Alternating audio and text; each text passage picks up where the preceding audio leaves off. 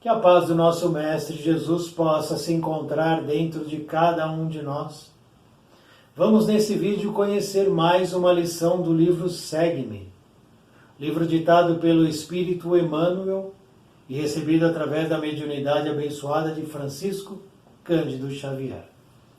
A lição que vamos conhecer se chama Recursos e Caminhos, abre aspas.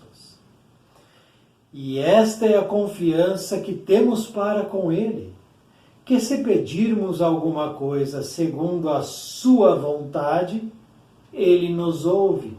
Fecha aspas, está em João, capítulo 5, versículo 14.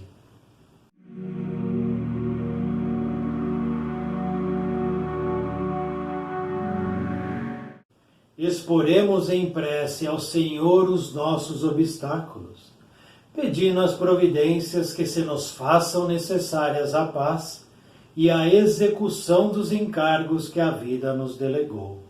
Entretanto, suplicaremos também a Ele que nos ilumine o entendimento para que lhe saibamos receber dignamente as decisões. Não nos esqueceremos de que a nossa capacidade visual abrange, mais ou menos, unicamente o curto espaço dos 60 segundos de um minuto, enquanto que o Senhor, que nos acompanhou as numerosas existências passadas, existências que conservamos agora na Terra, temporariamente esquecidas, Ele nos conhece o montante das necessidades de hoje e de amanhã. Tenhamos suficiente gratidão para não suprimir-lhe a bênção. A providência divina possui os recursos e caminhos que lhe são próprios para alcançar-nos. Quando encarnados no plano físico, se na posição de enfermos, costumamos implorar do céu a dádiva da saúde corpórea na expectativa de obter um milagre. E às vezes, o céu nos responde com a imposição de um bisturi, que nos rasga as entranhas, de maneira a reconstituir-nos o equilíbrio orgânico. Simbolicamente, ocorrem circunstâncias idênticas no quadro espiritual de nossa vida cotidiana. Rogamos a Deus a presença da felicidade em nossos dias, segundo a concepção com que a imaginamos, mas somos, via de regra, portadores de certos defeitos que nos impediriam acolhê-la sem agravar as próprias dívidas. E Deus, em muitos casos, nos envia primeiramente o espinho da provação, que nos faculte a experiência precisa para recebê-la em momento oportuno, como determina o recurso operatório para o corpo doente antes que se lhe restaure a saúde. Oremos, sim. No entanto, é imperioso em matéria de petição rogar isso ou aquilo ao Senhor, sempre de acordo com a sua vontade, porque a vontade do Senhor inclui, invariavelmente, a harmonia e a felicidade de nossa vida.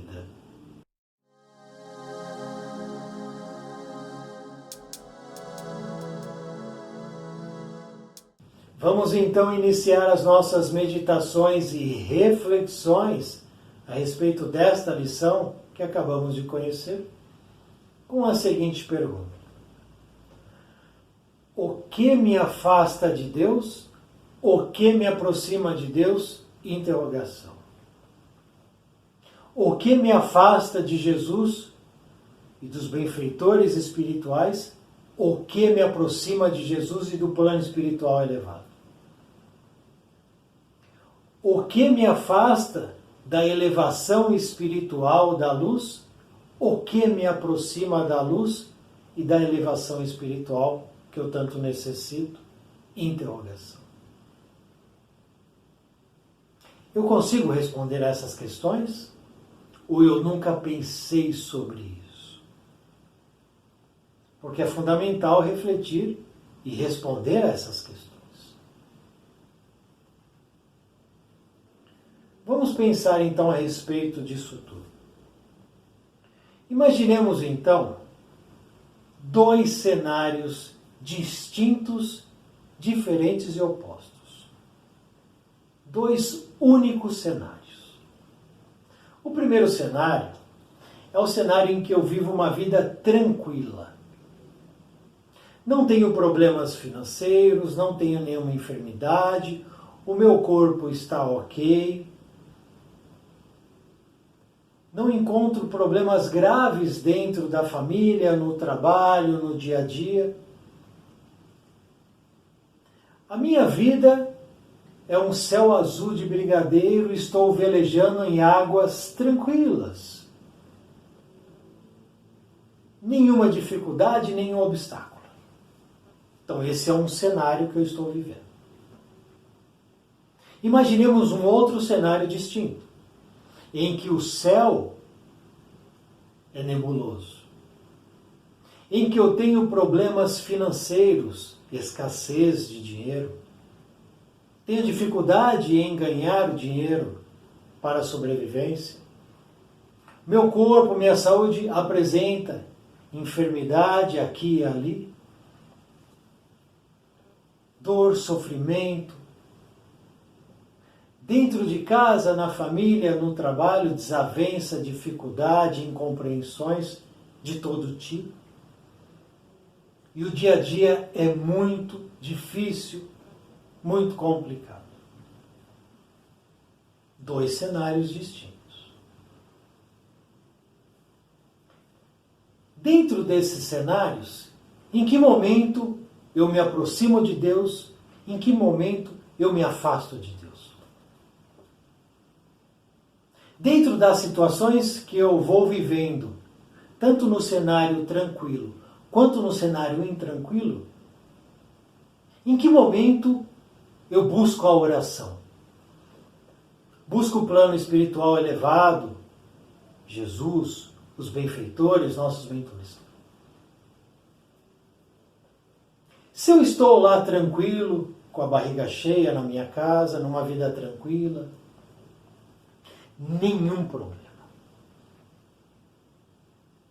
Conforto material, nenhum desafio pela frente.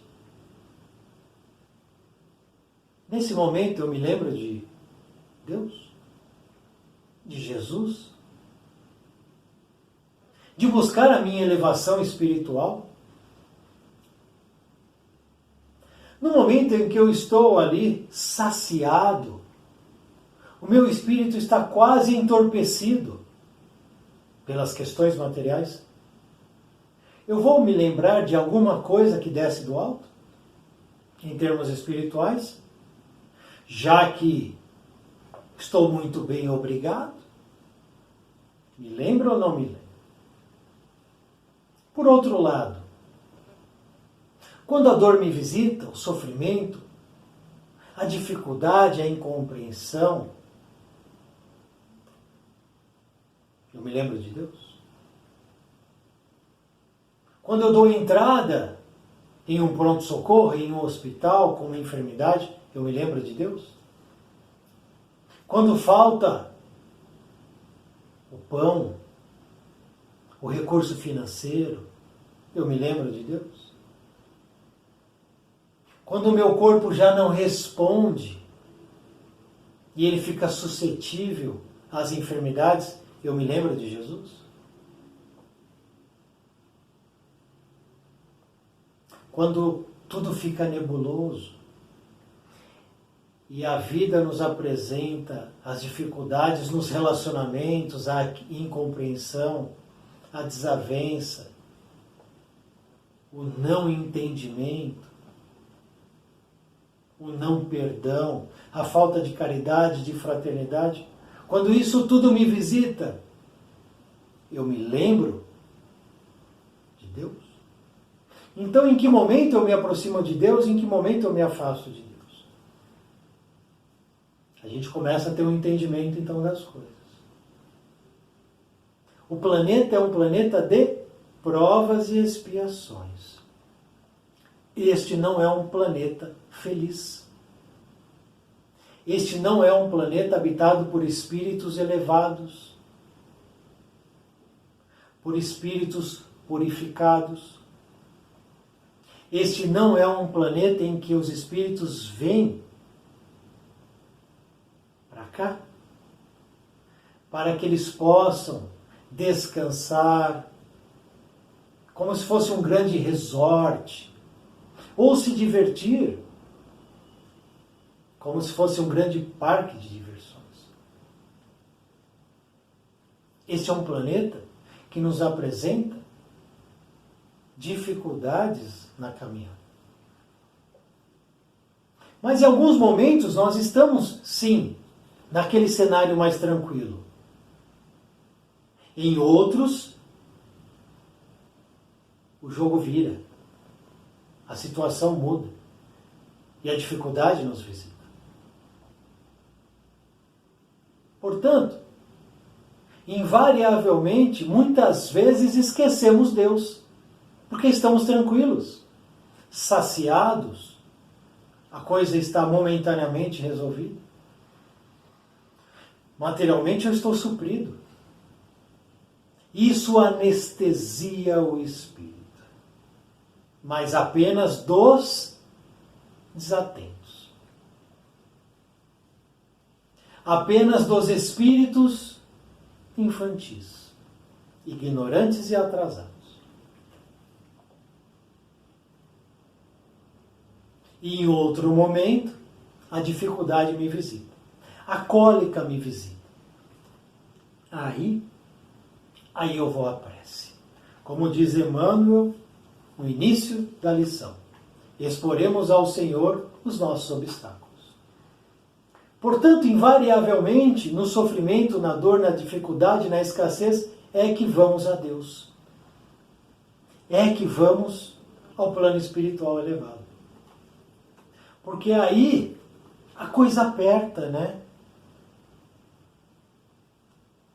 Quando a enfermidade visita e o bem material não resolve a questão, a quem eu vou recorrer?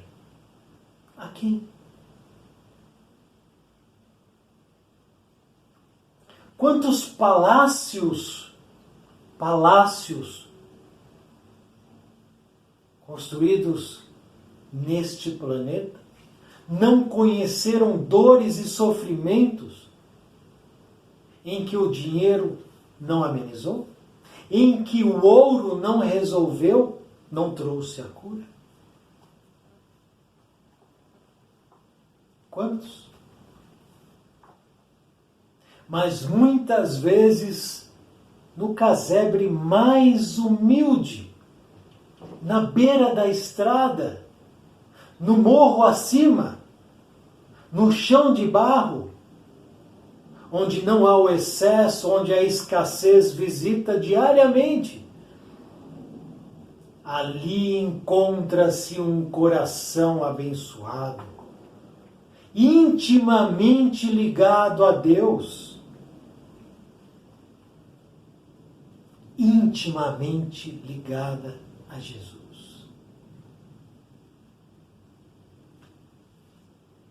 Porque a dor transforma, a escassez lapida o espírito.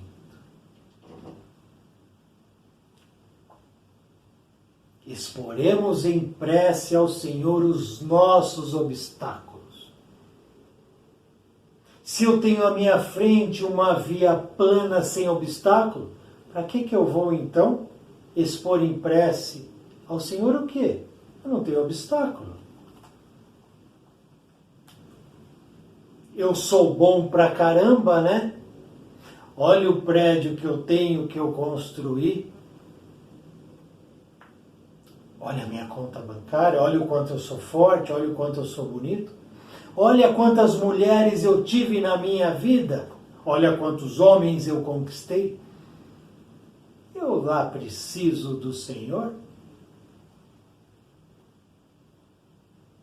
Muitos pensam assim, né? Mas quando eu tenho obstáculo, a quem eu recuo? é o despertar.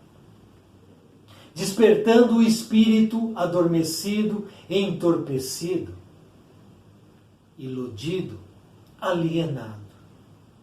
Alienado ao quê? As verdades que descem do alto. Que são muitas. Que caem como chuvas. Mas que muitas vezes a gente abre o guarda-chuva do materialismo. E a chuva de luz, de bênção, essa chuva não nos molha. E a gente caminha impermeável à luz, a Deus, a Jesus, aos nossos mentores, ao plano espiritual maravilhoso. Porque assim desejamos permanecermos impermeáveis.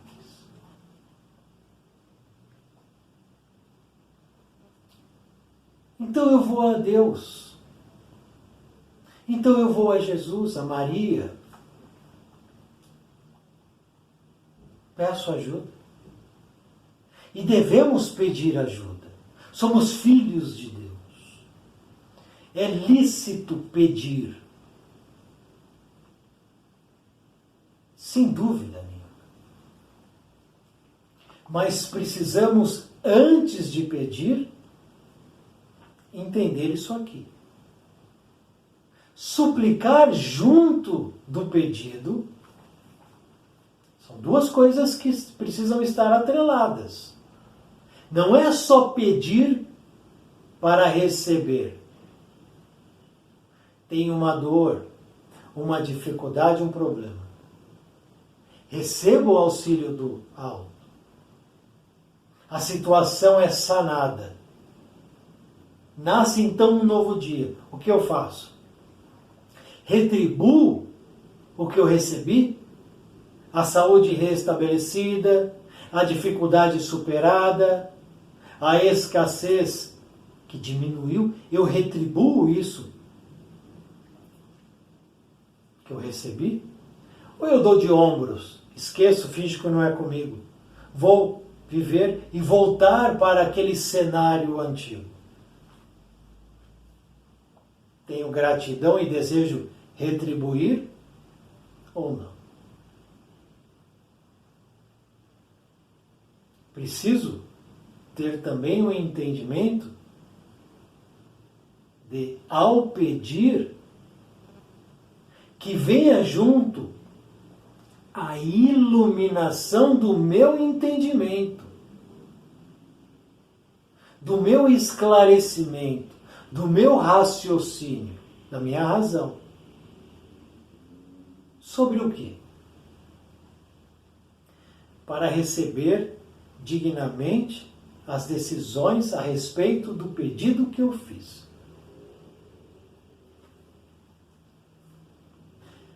Ao realizar um pedido, esse pedido ele irá chegar em um lugar. Ao chegar a esse lugar, mentes que sabem mais do que nós, inteligências que coordenam e comandam as nossas caminhadas e evoluções, irão decidir, tomar decisões. Essa decisão, eu saberei entender a que será tomada? Ou irei agir como um revoltado? Uma criança. Daquelas que você diz não, e ela se joga no chão, ela xinga, ela grita. Algumas até agridem, né? Ao receber o não. Mas eu não sou criança. Você não é criança. Nós podemos nos comportar como crianças, como espíritos infantis. Isso sim, mas não somos. Nós já tivemos no passado centenas e centenas de reencarnações. Eu já falei outras línguas, já vivi em outros países, com outros corpos, com outras famílias. Já estive no campo feminino, agora estou no masculino. Já estive em muitas situações. Não posso mais alegar que sou um novato, que sou um inexperiente. Não. Essa desculpa, ela não serve mais para nós. Temos no mínimo 2000 anos de ensinamento. Aqui, ó, segue-me. Nosso mestre. 2000 anos.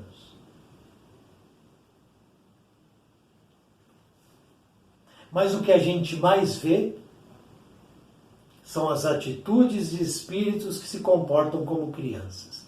Não são crianças, não são espíritos que começaram agora suas caminhadas, mas se comportam desta maneira. Quando vier a decisão, então, qual vai ser o meu comportamento? Porque o meu olho, a minha visão, o meu entendimento, ele é parcial.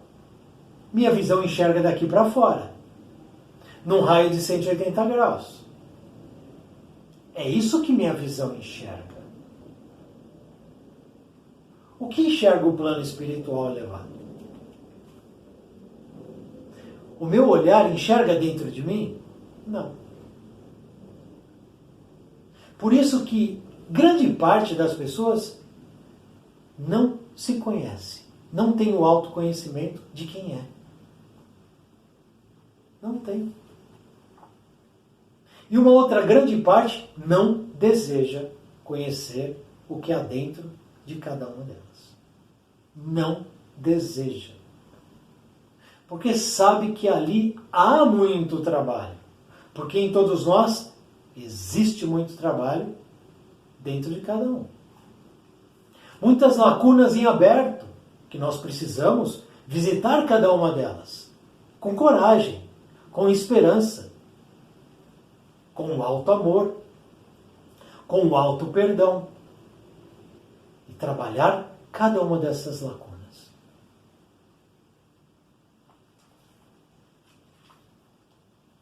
E Deus, que nos conhece desde sempre. Então eu peço a Deus algo, não recebo, me melindro, ó capricho. Fico de biquinho, né? Não consegui o que eu queria. E aí essa religião não presta, aquele pastor não presta, o padre não presta. O espiritismo então é uma porcaria, porque eu vou na casa espírita, não melhora nada. E nada serve. Mas será que não é o contrário? Será que não sou eu que não estou servindo para nada? Interrogação. Decisões serão tomadas. E são tomadas o tempo inteiro. E a decisão, ela não vai ser tomada para atender o meu capricho, para se encaixar no que eu desejo. Jamais. Como Emmanuel coloca aqui. Muitas vezes a gente quer a saúde do corpo. Solicita, pede a saúde. O que vem? O bisturi. A operação, a incisão. Muitas vezes a amputação. Que vai restabelecer a saúde. Ah, mas não era como eu queria. Mas era o que você precisava. Teremos o que precisamos, não o que desejamos. Por quê? Porque a providência divina possui recursos e caminhos que lhes são próprios para nos alcançar, para chegar até nós. Os recursos e os caminhos que os benfeitores espirituais têm nas mãos, nós desconhecemos. são deles e chegarão até nós esses recursos. Se esse recurso vai ser o que eu preciso ou o que eu desejo, depende. Cada caso é um caso. Mas se é o que eu preciso ou o que eu desejo, nessas duas situações, eu preciso aprender a entender. Ou eu preciso desejar entender isso. Porque se eu não desejo entender, esquece. Estarei sempre no campo da reclamação. Daquilo do nada serve.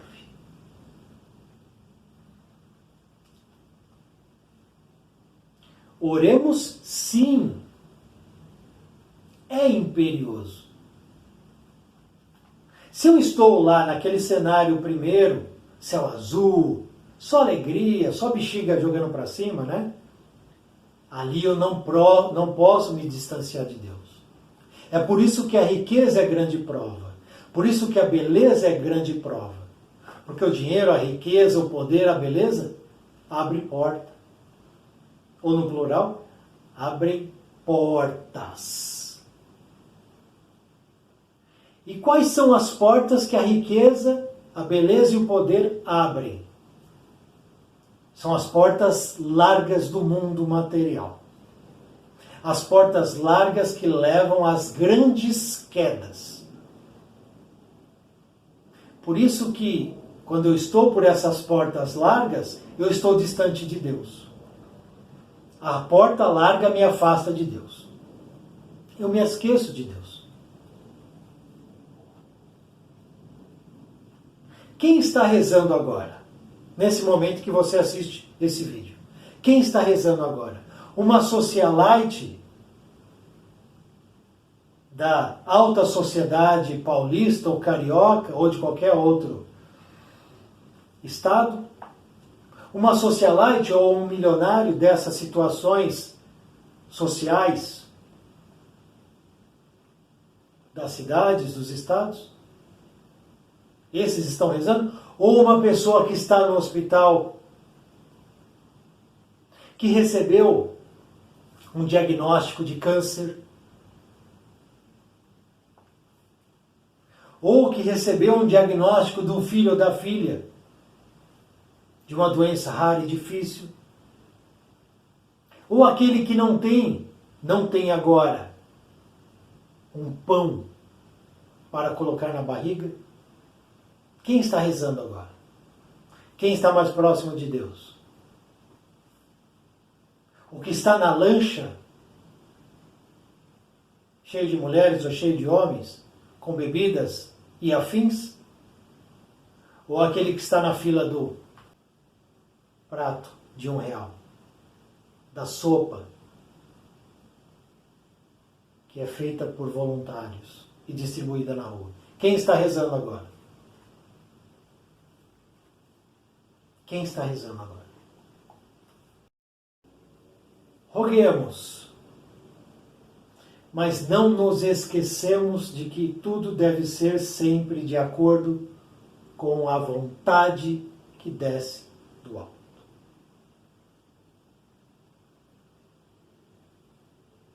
Não podemos esquecer isso. Porque Deus, o que Deus deseja? Deus é Pai. Deus deseja a nossa felicidade, nossa evolução, nossa melhoria. Porém, as leis que organizam o universo buscam os delinquentes, os revoltados, aqueles que atentam contra essas leis. E vão solicitar a reparação de cada um. Por isso que estamos aqui. Por isso que estamos aqui. Mas ainda assim, a vontade de Deus inclui harmonia e felicidade em nossa vida. Mas o que é felicidade? A felicidade é o carro zero? A felicidade É a casa no condomínio fechado, com piscina, com jet ski, com lanche? São as férias em Miami? O que é a felicidade? A felicidade é tomar o cargo do outro? Ter o corpo belo para seduzir? Essa é a felicidade? Ter o cabelo liso, dessa cor ou daquela cor, para seduzir? Isso é felicidade? Felicidade é olhar a conta bancária e gritar aos quatro ventos: sou rico, tenho independência financeira? Lembrando que o maior de todos não tinha uma moeda no bolso. Na verdade, não tinha bolso. O maior de todos não tinha uma pedra para encostar a cabeça. Uma pedra. O que é a felicidade? Vejamos aqui neste livro, que irá nos ajudar a entender algumas coisas. Algumas coisas. Por exemplo, o homem pode gozar sobre a terra de uma felicidade completa? Eu estou aqui agora. Eu posso, então, conquistar uma felicidade completa na Terra? Pergunta de Allan Kardec aos Espíritos, pergunta 920. Resposta que desce do alto: não. Visto que a vida lhe foi dada como prova ou expiação. Mas depende do homem amenizar seus males e ser tão feliz quanto se pode ser sobre a terra. Em que momento, então, eu vou encontrar a felicidade? Quando eu servir ao outro, quando eu ajudar o outro, quando eu for útil ao outro, enxugando lágrimas, levando palavras que edificam, amenizando a escassez física, material e espiritual de um irmão e de uma irmã, seja dentro de casa, seja fora de casa. Vou ser feliz quando eu me conecto com a natureza, com os animais, com as plantas, com as águas. Vou ser feliz quando eu me conecto comigo, quando eu tenho uma conexão com um plano espiritual elevado, quando eu sou instrumento de luz e da luz de Deus, de Jesus e dos benfeitores espirituais. Aí eu encontro essa felicidade relativa, dentro deste planeta que nos apresenta provas e expiações. Portanto, Emmanuel nos diz que ainda somos imperfeitos, apresentamos certos defeitos, tendências e inclinações equivocadas. Isso é fato. Todavia, isso não impossibilita que a felicidade possa fazer parte da minha caminhada, em qualquer situação e local. Portanto, a nossa felicidade é relativa, ligada logicamente, proporcional logicamente, à nossa evolução, ao nosso grau de evolução espiritual. Mas vamos conhecer a questão 967, porque a 920 falou da questão do planeta e a felicidade de um planeta de provas e expiações. 967 diz o seguinte: em que consiste a felicidade dos bons espíritos? Bons espíritos são aqueles que já Subiram vários degraus. A felicidade deles consiste no quê? Dá para saber isso? Perguntou Allan Kardec. 967. Resposta.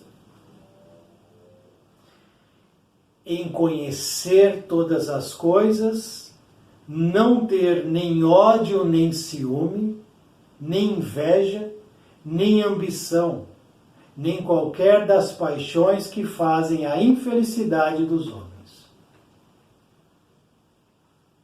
Como é que eu desejo a felicidade se eu sou ciumento, melindroso, caprichoso, egoísta, orgulhoso, ambicioso, invejoso, entre outros? Toda essa situação me traz infelicidade. Todo esse comportamento me aproxima da infelicidade. Quando eu me separo do ciúme, da inveja, da ambição, do orgulho, do ódio, do egoísmo, eu me aproximo da felicidade. Naturalmente, eu me aproximo de Deus. A felicidade dos bons espíritos consiste no amor que os une. Para eles é a fonte de uma suprema felicidade. O amor que une.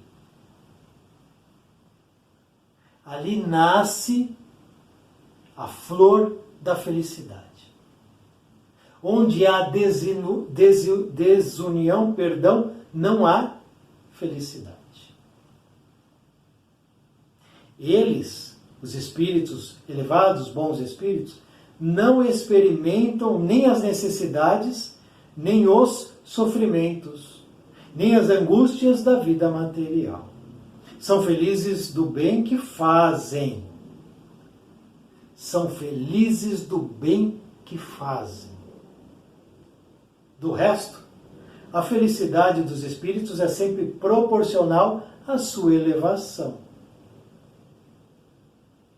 Só os espíritos puros gozam, é verdade, uma felicidade suprema.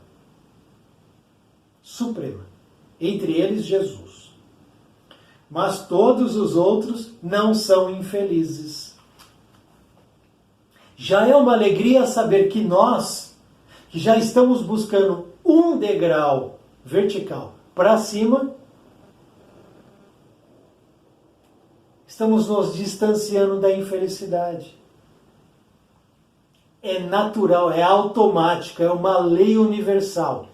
Evolução espiritual nos aproxima da felicidade, nos afasta da infelicidade. Deus é bom ou não é? Fala para mim.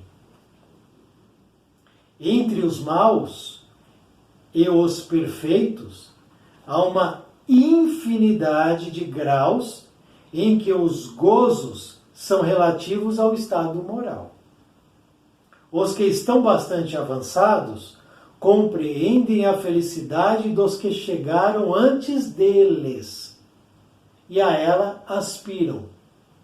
Eu aspiro à felicidade do Dr. Bezerra de Menezes, de Eurípides Barçanufo, de Caibar Schutel, de Francisco Cândido Xavier, de enfermeira Sheila, de Meimei, de Rita de Cássia, de Isabel de Aragão. E aí eu posso ficar aqui mais uma hora falando. Eu aspiro, não invejo, aspiro. Sou feliz em pensar que eles são felizes e lá eu chegarei. Mas é para eles objeto de emulação. Emulação, copiar o que eles fizeram. E não de ciúme. Sabem que deles depende alcançá-la. Depende da gente alcançar a felicidade. E trabalham para esse fim. mas com a calma da boa consciência. E são felizes por não terem que sofrer o que sofrem os maus. Eu vou ler de novo essa última parte.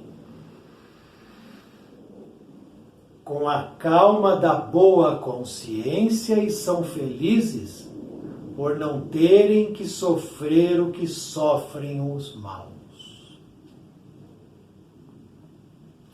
Os bons espíritos ficam tristes de ver o sofrimento dos maus, mas não são infelizes por isso. Há uma grande diferença.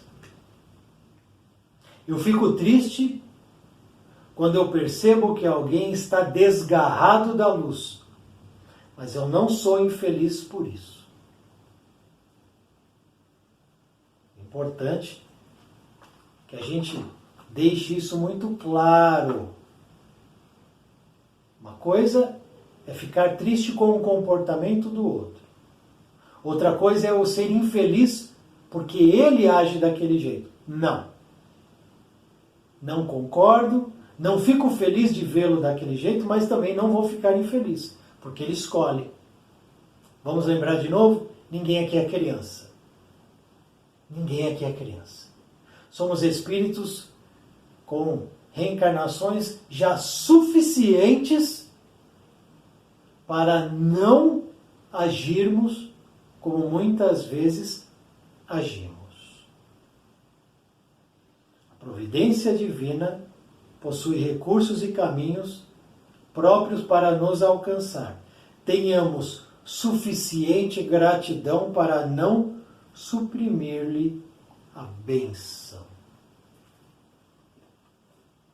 Suficiente gratidão. Em tudo dai graça. Não é isso? Então, em tudo daremos graça. O convite está aqui, ó. Segue-me. A escolha é pessoal. Muito obrigado por assistir esse vídeo. Muita paz, muita luz. Salve o nosso Mestre Jesus.